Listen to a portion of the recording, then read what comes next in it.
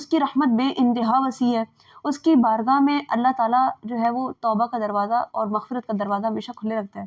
حدیث مبارکہ میں روایات میں آتا ہے جب تک انسان کی جو روح ہے وہ جسم میں ہے اور موت کے وقت غرغرے کی حالت سے پہلے بھی انسان اگر توبہ کامل کر لیتا ہے، اللہ تعالیٰ اس کی توبہ کو قبول فرما لیتا ہے۔ لیکن امید یہ ہو کہ اللہ تعالیٰ مجھے بخش دے گا، کہ اللہ تعالیٰ ارشاد فرماتا ہے، نبی علیہ الصلوۃ والسلام کی حدیث قدسی میں ہے، اے انسان جب تک تو مجھ سے دعا کرتا ہے اور امید رکھتا ہے میں تیرے گناہ بخشتا رہوں گا، چاہے تجھ میں کتنے ہی گناہ ہوں مجھے اس بات کی کوئی پرواہ نہیں۔ حتیٰ کہ یہاں تک لکھا ہے، اے انسان اگر تو گناہ کر کر کے آسمان بھر دے اور پھر مجھ سے بخشش مانگے تو مجھے اس بات کی کوئی پرواہ نہیں کہ تو نے آسمان بھرا ہوا ہے۔ یہاں بھی بیان کیا آگے کہ اے انسان اگر تو گناہ کر کر کے زمین بھر دے اور پھر تم مجھ سے توبہ کرے تو مجھے اس بات کی کوئی پرواہ نہیں کہ تم نے زمین بھر تک کے گناہ کیے۔ تو یعنی اللہ کی رحمت بہت وسیع ہے۔ اس بات کو سمجھنے کے لیے امام غزالی علیہ رحمہ کا جو کلام ہے وہ سماعت کریں۔ جو شخص سر سے لے کے پاؤں تک گناہوں میں ڈوبا ہوا ہو، جب اللہ تعالیٰ نے اس کو توفیق دی اور اس کے دل میں یہ خیال پیدا ہوا چلو توبہ کر لیتا ہوں، شیطان حملہ کرے گا، وہ کہے گا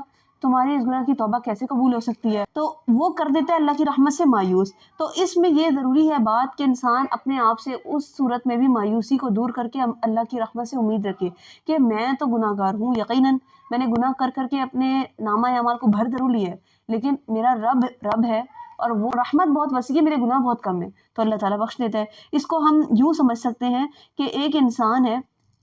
وہ توبہ اور مغفرت کی امید رکھتا ہے اور توقع بھی کرتا ہے میرا اللہ مجھے بخش دے گا، لیکن توبہ کرنے کے ارادے کو بار بار ترک